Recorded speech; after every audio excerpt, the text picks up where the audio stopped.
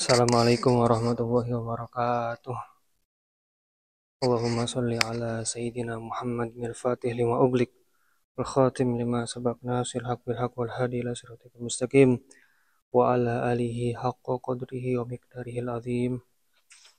Subhanaka la ilma lana illa ma 'allamtana innaka antal alimul hakim. Wala haula wala quwata illa billahil aliyyil azim.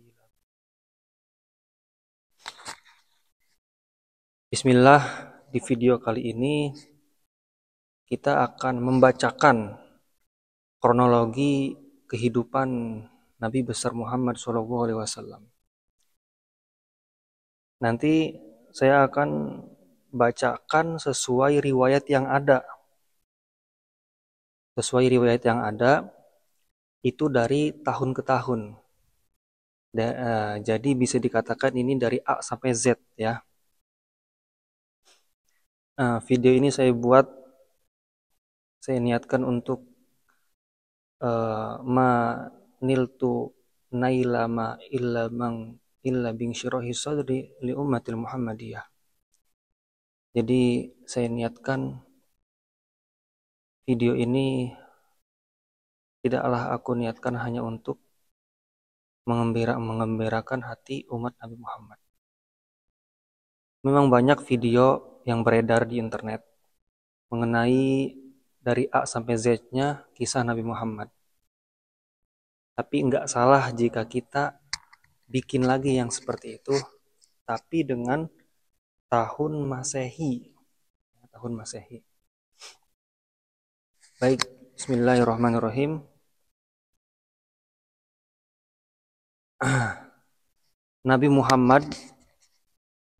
Nabi Muhammad SAW itu, beliau itu lahir pada tahun gajah.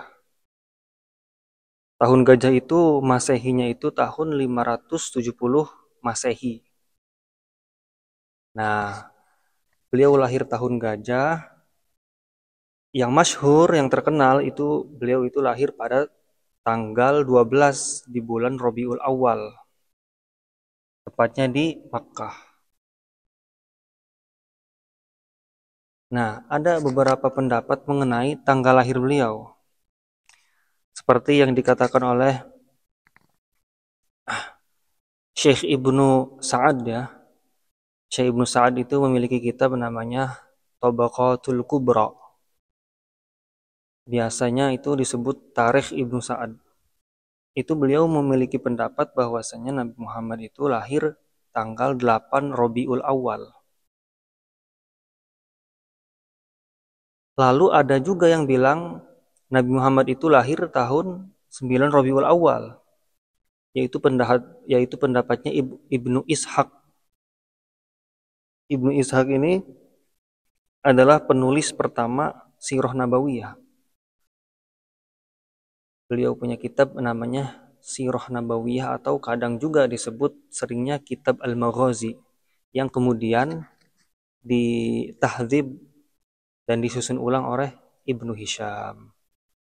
Nah, dari pendapat-pendapat yang ada, Ibnu Sa'ad bilang tanggal 8 Rabiul Awal, Ibnu Ishaq bilang tanggal 9 Rabiul Awal. Ulama-ulama mayoritas bilang tanggal 12 Rabiul Awal. Artinya apa? Artinya poinnya di sini mengenai bulan nggak ada yang khilaf ya. Jadi emang Nabi Muhammad itu lahir di bulan Rabiul Awal. Kemudian diperkuat lagi dengan hadis yang sahih bahwasanya Nabi Muhammad itu lahir hari Senin. Jadi beliau lahir hari Senin, bulan Rabiul Awal, tahun gajah. Nah, mengenai tanggalnya, ulama itu berbeda pendapat. Ada yang bilang tanggal 8, ada yang bilang tanggal 9, ada yang bilang tanggal 12. Nah, orang Islam di Indonesia khususnya, itu kita ikut mayoritas, yaitu Nabi Muhammad lahir 12 Rabiul Awal pada tahun gajah. Tepatnya pada tahun 570 Masehi.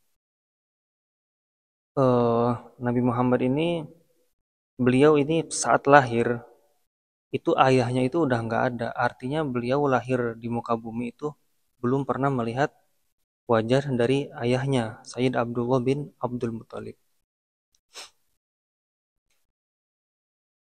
Nah, beliau lahir tahun 570 Masehi. Nah, di usia pertama, yaitu tahun 571, atau Nabi Muhammad usia kurang lebih 2 tahun lah. Beliau disusui oleh Halimah binti Abi Dhu'aib. Halimah binti Abi Dhu'aib As-Sa'diyah.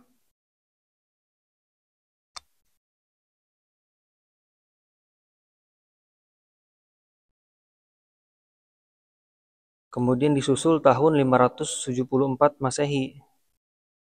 Ketika Nabi usia 4 tahun. Ketika Nabi usia 4 tahun, beliau mengalami peristiwa yaitu Syakkus Sodr.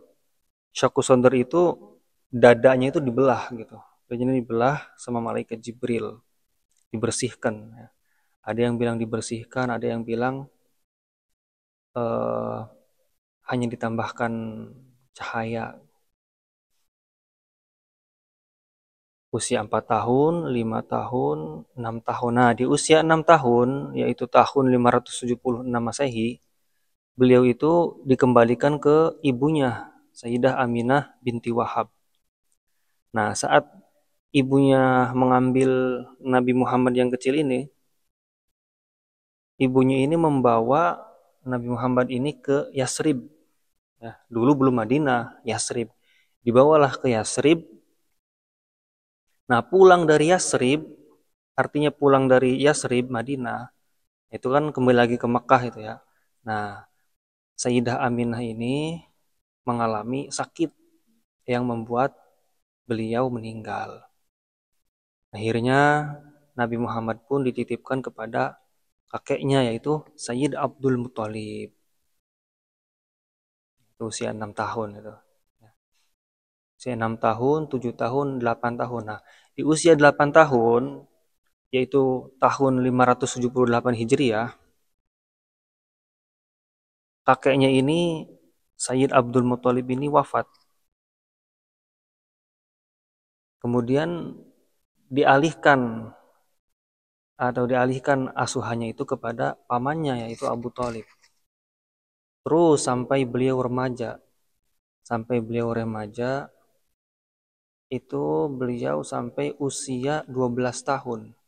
Usia 12 tahun yaitu bertepatan pada tahun 582 Masehi, beliau ini ikut berdagang ke Syam. Diajak ikut ke Syam, ikut pamannya Abu Thalib. Di sini jugalah beliau bertemu dengan pendeta yang terkenal dengan sebutan Buhaira. Ya. Di riwayat lain dikatakan nama aslinya itu Jirjis,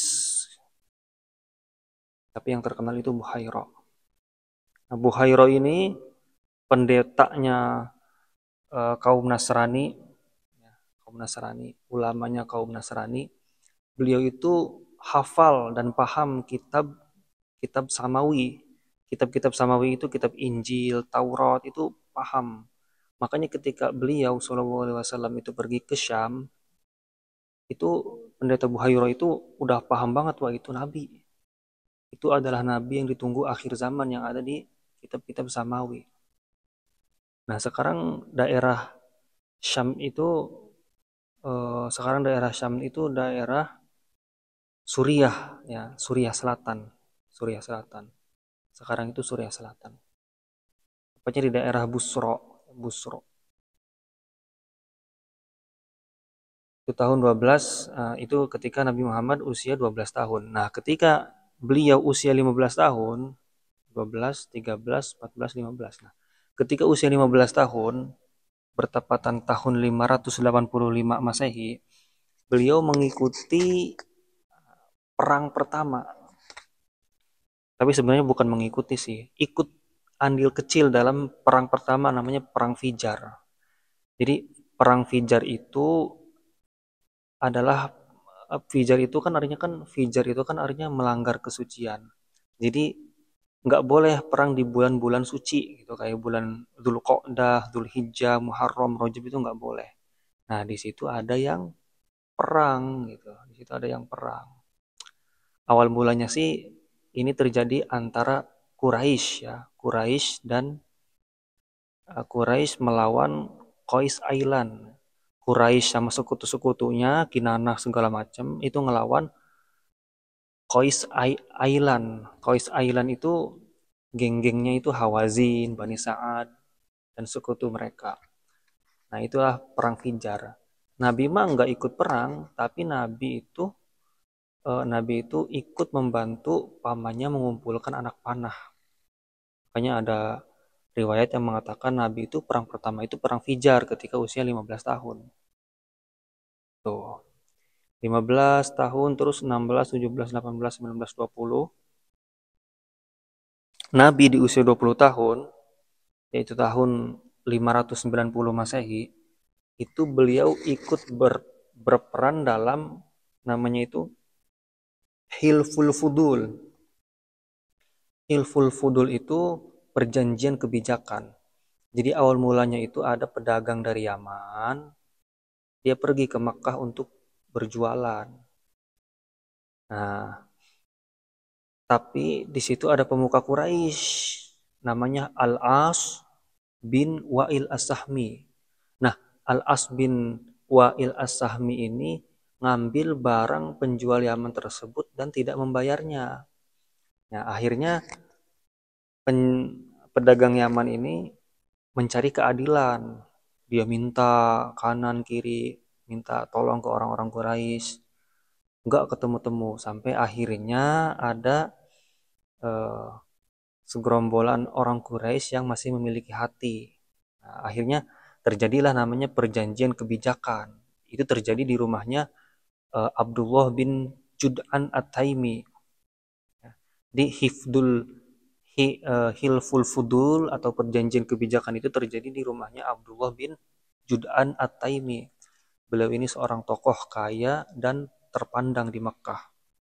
Nah, Nabi ikut ketika usia 20 tahun.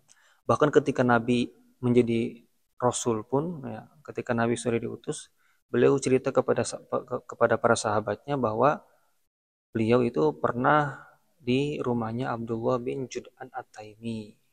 Itu Hilful Fudul namanya ya, ketika Nabi SAW usia 20 tahun. Nah, masuk masa dewasa. Tadi kan remaja ya, sekarang dewasa.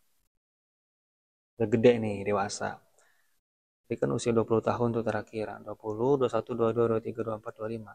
Nah, di usia 25 tahun, yaitu bertepatan pada tahun 595 Masehi, beliau ini menikah dengan Sayyidah Khadijah binti Khuwailid. Beliau seorang janda kaya yang terpandang. Nah, suatu ketika Nabi Muhammad ini terkenal dengan Al-Amin, terpercaya, jujur.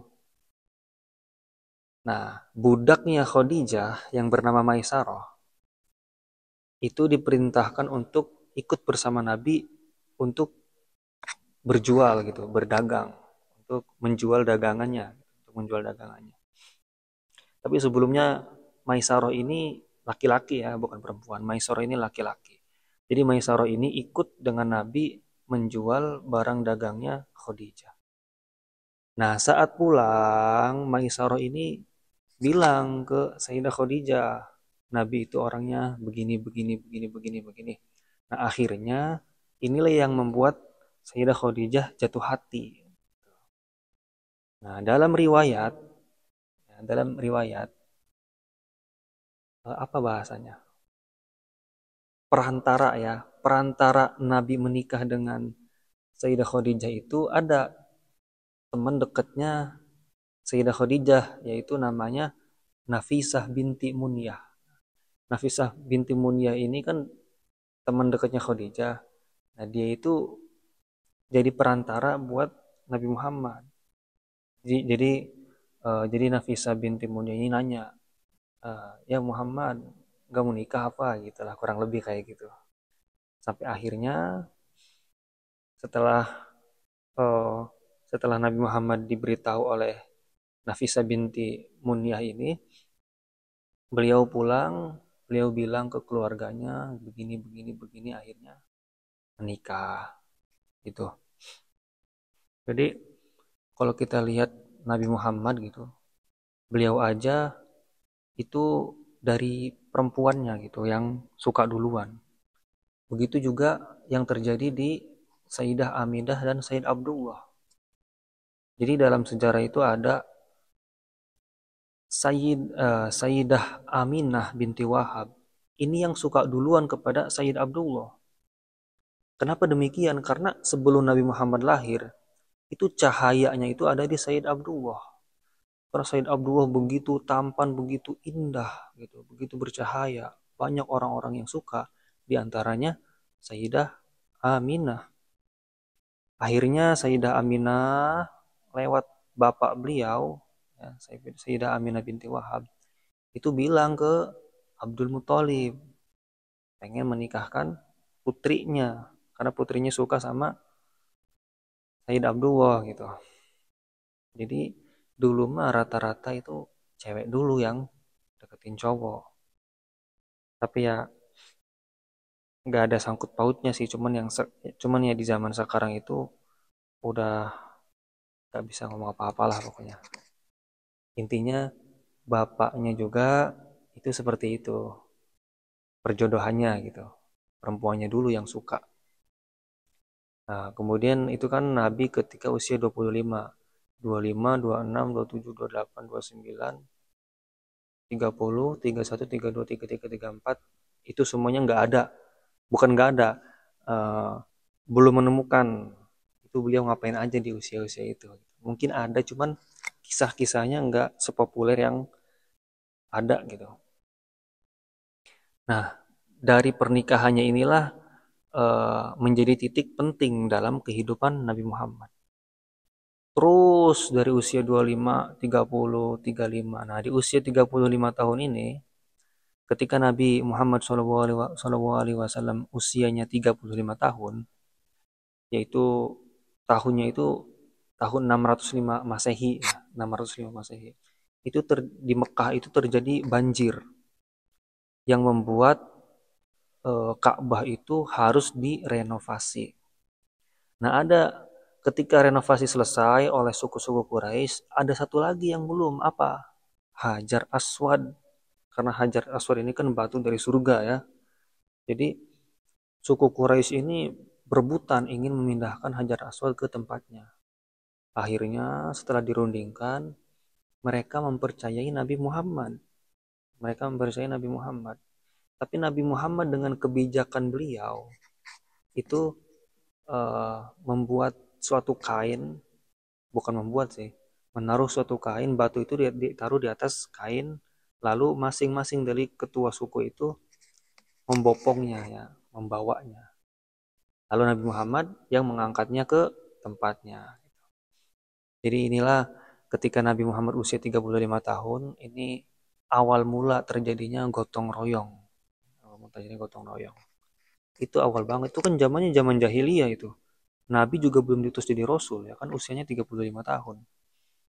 Jadi zaman jahiliyah orangnya kayak gitu semua kan. Tapi itulah sejarah gitu. Jadi di usia 35 tahun Nabi itu udah ngajarin gotong royong. 35, 36, 37, 38, 39. Nah, inilah ketika Nabi Muhammad usia 40 tahun, usia 40 tahun itu Masehinya itu tahun 610 ya. Nabi menerima wahyu di Gua Hiro. Menerima surat Al-Alaq 1 sampai 5. Nah, ini menandakan awal kenabian. Usia 40, 41, 42, 43. Nah, 3 tahun ke depannya ini Nabi berdakwah secara sembunyi-sembunyi. Banyak yang salah, gagal paham ya, bukan beda paham ya. Banyak yang beda paham mengenai Nabi Muhammad ini ummi. Ini kan awal-awalnya kan dari sini nih, dari menerima wahyu. Iqra, bacalah, Iqra, bacalah, Iqra, bacalah. eh, Nabi Muhammad itu nggak buta huruf. Kalau kita sebagai umat Islam mempercayai bahwasanya Nabi Muhammad itu nabi yang sempurna, manusia yang sempurna, harusnya al-ummi itu bukan dikatakan, bukan disebutkan beliau itu nggak bisa baca atau nggak bisa tulis. Ya, karena nggak bisa baca dan nggak bisa tulis itu merupakan kecacatan. Kalau Nabi Muhammad nggak bisa baca dan nggak bisa tulis, Nabi Muhammad bukan manusia sempurna dong, gitu logikanya. Atau bisa jadi kita berpikirnya, oh Nabi Muhammad mah nggak butuh baca, nggak butuh tulis, gitu, saking sempurnanya. Bisa bisa begitu, bisa. Jadi intinya, ya, kalau kita jadi seorang sejarawan ya, sejarah itu kan sifatnya ambigu dia. Kita nggak bisa memastikan itu benar-benar banget, nggak bisa. Terkadang itu salah gitu.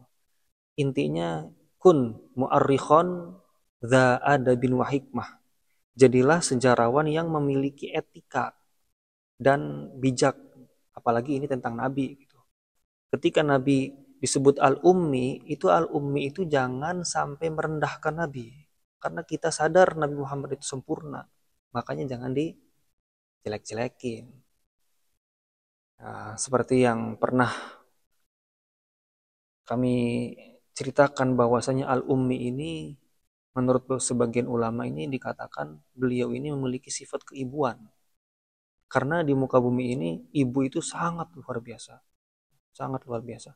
Bahkan dalam hadis itu dikatakan ibumu, ibumu, ibumu. Karena emang kasih sayang seorang ibu kepada anaknya itu tiada duanya. Nah, karena tiada duanya dan itu mustahil ada di laki-laki, makanya Nabi Muhammad disebut al-ummi yang memiliki sifat keibuan karena beliau satu-satunya yang memiliki kasih sayang yang luar biasa. Begitu. Ada ulama yang berpendapat seperti itu. Intinya al-ummi ini jangan sampai disandarkan bahwasanya Nabi Muhammad itu nggak bisa baca, nggak bisa tulis. Karena itu dapat mengurangi iman kita. Itu fatal. Kenapa fatal? Karena kita meyakini bahwa Nabi Muhammad ini orang yang sempurna. Bagaimana orang yang sempurna ini nggak bisa baca dan nggak bisa tulis? Atau pemikiran kita diputar. Diputar gimana? Diputar, oh Nabi Muhammad itu nggak butuh baca, nggak butuh tulis. Saking sempurnanya. Atau bisa begitu. Jadi, jadilah sejarawan yang memiliki etika dan bijak dalam memilih dan memilah. Apalagi sejarah itu sifatnya ambigu, jadi jangan maksain gitu. Oh ini itu kan maksain. Nah setelah Nabi mendapatkan wangsit wahyu, ya, usia 40 tahun, 41, 42, 43 selama 3 tahun itu Nabi Muhammad melakukan dakwah secara sembunyi-sembunyi. Nah di usia Nabi yang ke-43 atau 44, bertepat pada tahun 613 Masehi, beliau mulai dakwah secara terang-terangan. Tuh. Nah, di tahun berikutnya ketika Nabi Muhammad usia 45 tahun, bertepatan pada tahun 615 Masehi, beliau memerintahkan sebagian sahabat untuk hijrah ke Habasyah. Tapi Nabi tetap di Mekah. Nabi masih dakwah secara terang-terangan di Mekah, tapi sebagian sahabat diperintahkan oleh Nabi pergi ke Habasyah. Habasyah sekarang itu di mana? Habasyah sekarang itu di Ethiopia. Kenapa ke Habasyah? Karena kata beliau di sana ada Raja Najasyi. Raja Najasyi ini walaupun non-Islam tapi terkenal dengan keadilannya. Gitu. Bahkan ada riwayat yang menyatakan Raja Najasyi ini masuk Islam sebelum wafatnya. Kenapa bisa begitu? Karena Nabi Muhammad itu sholat goib untuk Raja Najasyi. Gitu.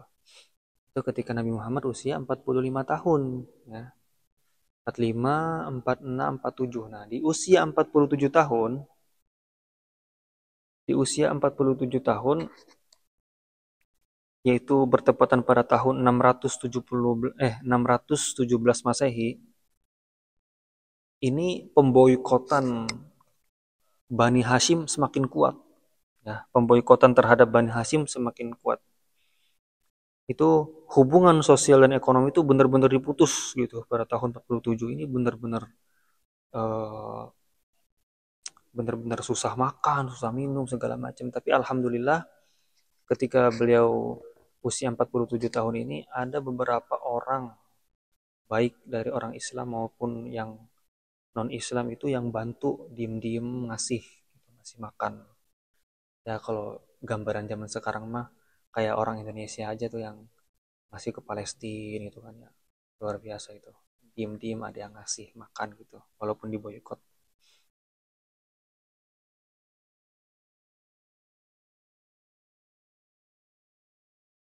47, 48, 49. Nah, di usia 49 tahun.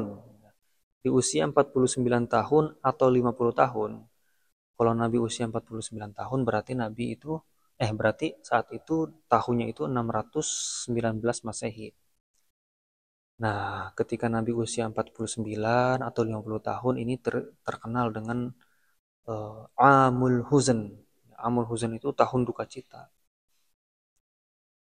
Tahun duka citanya gimana? Tahun duka citanya Nabi lagi. Istrinya, istri tercinta beliau, Sayyidah Khadijah itu wafat. Beberapa bulan kemudian, dalam sejarah dikatakan 3 bulan kemudian, pamannya yang wafat, Abu Thalib. Nah, itu luar biasa, sakitnya luar biasa itu. Ketika beliau usia 50 tahun. Dan di usia ini pun beliau mengalami mukjizat yang luar biasa yang terkenal Isra Mi'raj. Itu usianya sekitaran 49 sampai 50 tahun. 50, 51, 52. Nah, 2 tahun setelah Isra Mi'raj, ya, 2 tahun setelah Isra Mi'raj, yaitu ketika Nabi usia 52, bertepatan pada tahun 622 Masehi, ini Nabi hijrah ke Madinah. Nabi hijrah ke Madinah ini menjadikan peristiwa ini menandai awal kalender Hijriyah. Jadi baru dihitung Hijriyah nih. Ketika Nabi pergi hijrah ke Madinah itu baru terhitung 1 Hijriyah. Makanya dari tadi sengaja saya sebutkan Masehi, Masehi, Masehi. Nah, biar ketemunya di sini. Biar ketemunya di sini. Siapa yang menentukan kalender Hijriyah? Yaitu Sayyidina Umar bin Khattab. Ketika zaman Khalifah Sayyidina Umar bin Khattab, beliaulah yang menetapkan bahwasannya ketika Nabi hijrah ke Madinah itu terhitung 1 Hijriyah atau Masehinya itu tahun 622 Masehi. Ya, Masehi dulu atau Hijriyah dulu? Ya Hijriyah dulu. Ini mah Masehi, ini mah tahun Masehi yang saya sebutkan tadi di awal itu mah perhitungan mundur ya, perhitungan mundur. Jadi kira-kira segitu gitu, kira-kira segitu. Yang bikin tahun Masehi ada orangnya. Tapi yang ada di Islam itu Hijriyah dulu baru Masehi. Nah, ketika Nabi di Madinah berarti usianya berapa nih? Usia 53 ya. Tadi kan 52. 52 beliau hijrah. Nah, tahun depannya di tahun ketika Nabi usia 53 tahun bertepatan pada tahun 623 Masehi, itu beliau mulai di Madinah itu membangun Masjid Nabawi. Membangun Masjid Nabawi, terus bikin piagam Madinah supaya orang Muslim dan non Muslim itu hidup rukun. Itu ketika beliau usia 53 tahun. Piagam Madinah ini lambang nyata toleransi, ya. Lambang nyata toleransi. 53, 54 tahun berikutnya, ya, setelah setelah bikin masjid Nabawi, setelah bikin piagam Madinah, tahun berikutnya beliau mengalami perang besar yang terkenal yaitu Perang Badar. Alhamdulillah Perang Badar ini dimenangkan oleh kaum muslimin. Ketika Nabi usia 54 tahun terjadi Perang Badar atau tahun Masehinya itu 624 atau 2 Hijriyah. Tahun berikutnya, tahun 625 Masehi, 3 Hijriah, ketika beliau usia 55 tahun, itu terjadi perang Uhud, di mana kaum muslimin mengalami kekalahan. Kenapa kalahnya? Karena para pemanah yang diperintahkan Rasulullah untuk tetap di atas itu malah turun ke bawah. Itu. Ya, namanya juga perang.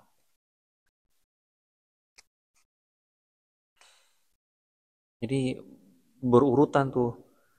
Ketika Nabi usia 53 bikin masjid, piagam Madinah, 54 perang Badar, 55 perang Uhud, 56 56 nggak tahu, di riwayat belum ditemukan ngapain tuh Nabi usia 56. Nah, di usia 57 tahun itu beliau mengalami perang Khandaq. Beliau memimpin pasukan untuk mempertahankan Madinah dari serangan sekutu Quraisy. Ketika Nabi Muhammad usia 57 tahun atau 5 Hijriah atau 627 Masehi, terjadi perang Khandaq. Tahun berikutnya ketika beliau usia 58 tahun atau 6 Hijriah atau 628 Masehi, itu terjadi namanya perjanjian yang terkenal, namanya perjanjian Hudaybiyah dengan Quraisy. Dan di tahun ini pun ya, dan ketika Nabi usia 58 tahun pun, itu Islam itu sudah mulai keluar jazirah Arab, sudah menyebar di keluar jazirah Arab. Jadi setelah beliau wafat itu Sayyidina Abu Bakar, Sayyidina Umar, Sayyidina Utsman, Sayyidina Ali, itulah mereka bertugas untuk menyebarkan Islam merata di luar jazirah Arab. Jadi di zaman Nabi aja itu udah keluar jazirah Arab. 58, 59, 60. Nah, di usia 60 tahun atau bertepatan pada 8 Hijriah atau 630 Masehi, beliau ini eh, bukan mengalami, beliau ini terjadi Fathu Makkah ya, terkenal Fathu Makkah, di mana orang-orang Quraisy ini banyak yang masuk Islam secara berbondong-bondong. 60 di usia 61 tahun, ketika beliau 61 tahun atau bertepatan pada 9 Hijriah 531 Masehi, itu terkenal dengan sebutan Amul Wufud. Amul Wufud itu tahun delegasi. Tahun delegasi. Jadi banyak utusan dari berbagai suku itu datang untuk masuk Islam. Karena kan sebelumnya kan beliau ngirim surat pimpinan A, pimpinan B, pimpinan C. Setelah itu mereka yang menerima Islam datang dan masuk Islam. Usia 62. Nah, ini nih, detik-detik terakhir nih. Ketika beliau usia 62 tahun, atau ada yang bilang 63 tahun, bertepatan pada 10 Hijriah atau 632 Masehi. Itu terjadi peristiwa namanya Haji Wada. Wada itu perpisahan, artinya ini haji terakhir beliau gitu. Kalau ditanya beliau haji berapa kali sih? Beliau haji cuma sekali. Ya, haji wada doang nih, sekali beliau haji. Lah, haji-haji sebelumnya gimana? Haji-haji sebelumnya itu belum Islam. Ya, belum Islam. Jadi ketika beliau diutus sampai beliau wafat itu cuma sekali hajinya. Itu haji perpisahan. Nah, setelah haji ini beliau menyampaikan khutbatul wada, khutbah terakhir yang isinya itu pesan-pesan terakhir kepada umat Islam pada saat itu. Nah, di tahun ini juga para sejarah itu bilang ya selesai sudah Rasulullah. Ada yang bilang beliau wafat usia 63 tahun, ada yang bilang usianya 64 tahun. Di antara 63 sama 64 lah usianya. Beliau wafat. Nah, beliau wafat Kalau Masehinya itu 8 Juni 632 Masehi atau 12 Rabiul Awal, bertepatan pada 11 Hijriyah. Beliau wafat di mana? Beliau wafat di rumah Aisyah, ya. Beliau wafat di rumah Aisyah dan dimakamkan di situ juga. Jadi beliau wafat di rumah Aisyah, ya, di Madinah. Beliau juga dikuburkan di tempat itu juga, dan tempatnya itu sekarang itu jadi raudhah. Jadi raudhah menempel dengan Masjid Nabawi. Gitu. Jadi secara tahun ke tahun begitulah kisah hidup Rasulullah. Nah, sekarang istri-istri Nabi. Nabi punya berapa istri sih? Nah, ini. Dalam sejarah, Nabi itu memiliki 11 istri. Nah, 11 istri. Nanti dijelasin. Ini agak sedikit. Ini. 11 istri. Istri pertama beliau siapa? Istri pertama beliau itu Khadijah binti Khuwailid. Ini istri pertama yang mendukung dakwah beliau sejak awal. Nah, kemudian beliau menikah dengan Saudah binti Zam'ah. Menikah dengan Saudah binti Zam'ah ini setelah Sayyidah Khadijah meninggal.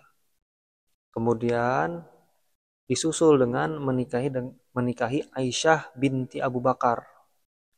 Menikah dengan Aisyah binti Abu Bakar, putri daripada Sayyidina Umar bin Khattab. Kemudian istri kelima Nabi itu Zainab binti Khuzaimah, atau dijuluki dengan Ummul Masakin karena kedermawanannya. Istri keenam beliau namanya Ummu Salamah, atau nama aslinya Hindun binti Abi Umayyah, janda daripada Abu Salamah, terkenal dengan kebijaksanaannya. Istri ketujuh beliau namanya Zainab binti Jahsi. Zainab binti Jahsi ini, pernikahannya ini itu perintah langsung dari Allah. Ada di surat Al-Ahzab ayat 37.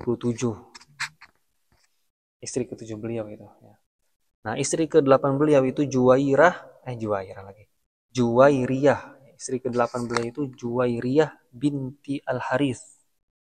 Awalnya Juwairiyah ini tahanan, tapi dinikahi sama Nabi. Di sejarah dikatakan beliau ini cantik. Juwairiyah ini cantik. Kemudian istri ke-9 Nabi yaitu Ummu Habibah. Ummu Habibah itu nama aslinya Romlah binti Abu Sufyan. Ummu Habibah ini putra dari Abu Sufyan. Dinikahi oleh Nabi saat di Habasyah. Istri ke-10 Nabi itu Sofiyah binti Huyai. Sofiyah binti Huyai ini berasal dari keturunan Bani Nadir yang dinikahi setelah perang Khaybar. Setelah perang Khaybar, Nabi menikahi Sofiyah binti Huyai. Nah, istri beliau yang ke-11, yang terakhir itu Maimunah binti Al-Harith. Ini istri terakhir nih. Artinya setelah Maimunah binti Harith ini nggak ada lagi beliau nikah. Udah nggak ada lagi. Nah, belum selesai dari sini nih, Ada wanita yang dinikahi Nabi tapi belum sempat membersamai Nabi. Ada 3 atau 4. Jadi ini istri ini termasuk istrinya Nabi, tapi belum sempat membersamai.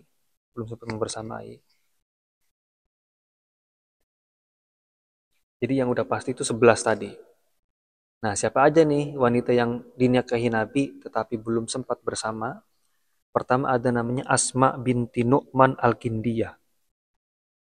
Asma binti Nu'man Al-Kindiyah ini dinikahi Nabi, tapi Asma binti Nu'man ini terprovokasi ucapan orang, jadi langsung diceraikan oleh Nabi, belum sempat bersama. Kemudian yang kedua ada Amroh binti Yazid Al-Kilabiyah. Nah, Amroh binti Yazid ini dinikahi sama Nabi, namun kaumnya ini menolak. Akhirnya Nabi menceraikannya. Belum sempat berkumpul dengan beliau. Terus yang ketiga ada Kutailah binti Qais Al-Kindiyah. Kutailah binti Qais Al-Kindiyah. Dinikahi sama Nabi, tapi Nabi SAW keburu wafat. Jadi Kutailah binti Qais ini kemudian menikah dengan Ikrimah bin Abu Jahal.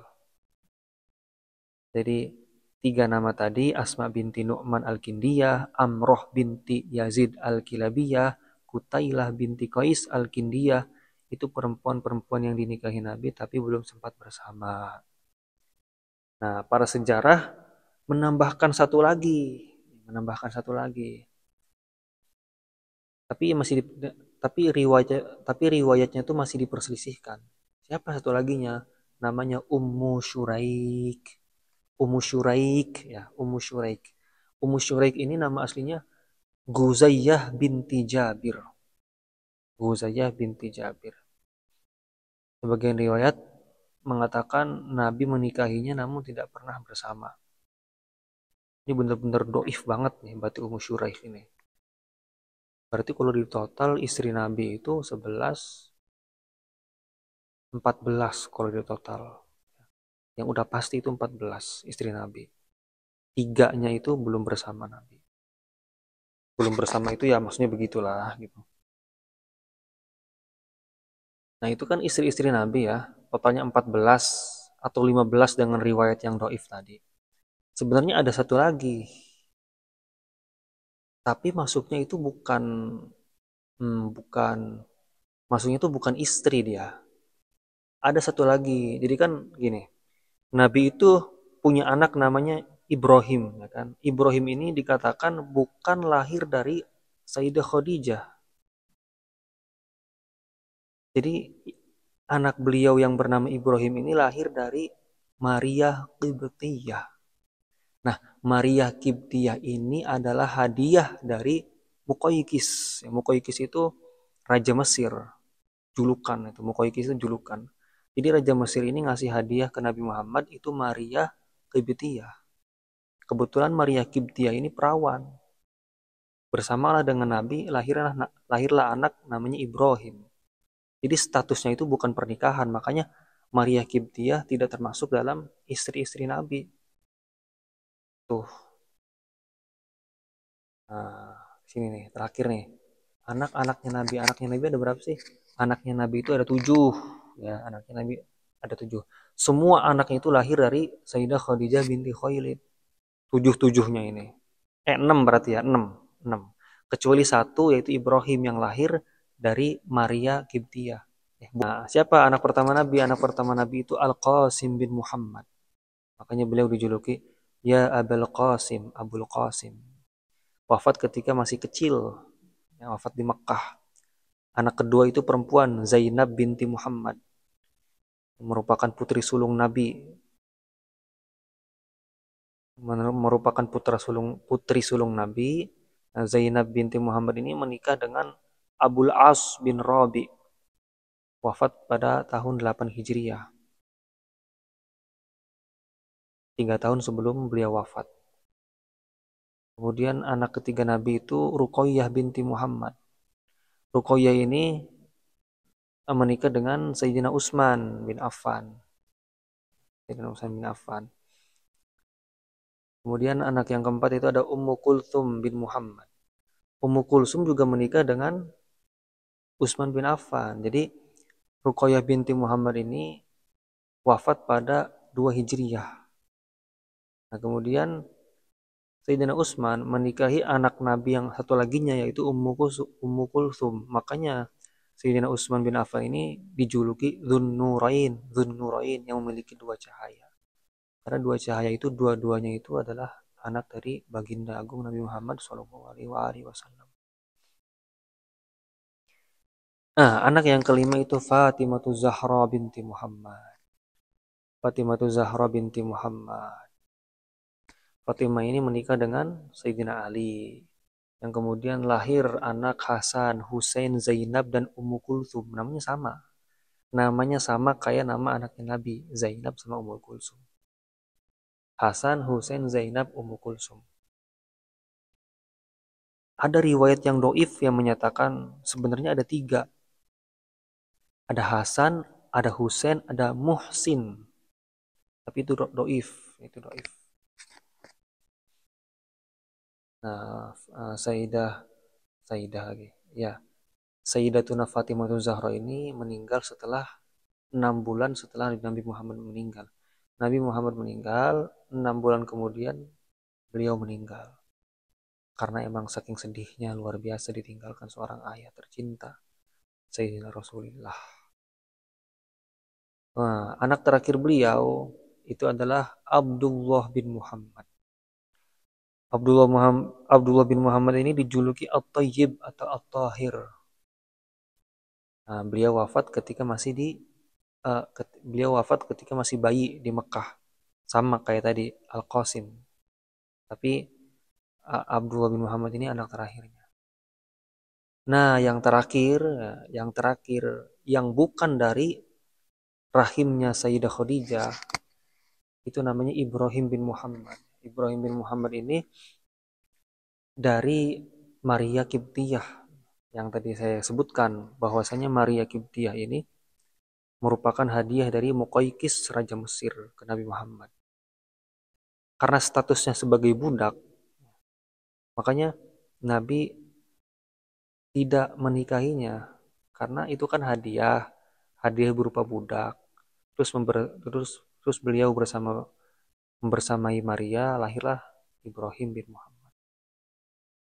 Jadi Maria Al-Qibtiyah ini tidak termasuk daripada istri-istrinya Nabi karena tidak dinikahi oleh Nabi. Tuh. Mengenai kemana perginya Maria Qibtiyah, terus nikah dengan siapa? Wow. Saya belum nyari lagi maksudnya. Mungkin begitu aja, kurang lebih kronologi beliau dari tahun ke tahun. Nah itu sebenarnya panjang kalau mau diceritain gitu. Panjang banget. Orang buku-bukunya tebel-tebel Sirah Nabawiyah. Itu kejadian-kejadian penting aja yang bertepatan ketika Nabi itu usia segitu gitu. Nah, moga-moga dengan adanya ini merupakan merupakan hadiah untuk beliau di tahun 2025 ini. Semoga kita semua selalu ingat kepada Nabi Muhammad. Jangan lupa untuk mengajarkan kepada anak cucu kita bahwasannya kita punya Nabi yang sangat luar biasa. Karena miris ya ngeliat anak-anak zaman sekarang. Udah ibunya nggak tahu apa-apa, ayahnya nggak tahu apa-apa, tapi agamanya Islam. Anaknya yang kecil malah disuruh dengerin lagu-lagu Inggris, lagu-lagu ini. Mereka nggak kenal siapa Nabi Muhammad. Mereka hanya kenal bahwasanya Nabi kita itu Nabi Muhammad, tapi mereka nggak kenal siapa Nabi Muhammad. Itulah yang terjadi kepada kita di akhir zaman ini. Ya saya juga ngerasain kayak gitu. Ya kita belajar Nabi Muhammad di mana sih? Cuma di madrasah doang. Gitu. Cuma di madrasah doang. Bukan di madrasah doang, tapi kita belajar waktu kecil tentang Nabi Muhammad itu hanya dari madrasah gitu. Sedangkan dari orang tua kita sedikit. Gitu. Wallahu a'lam bishawab.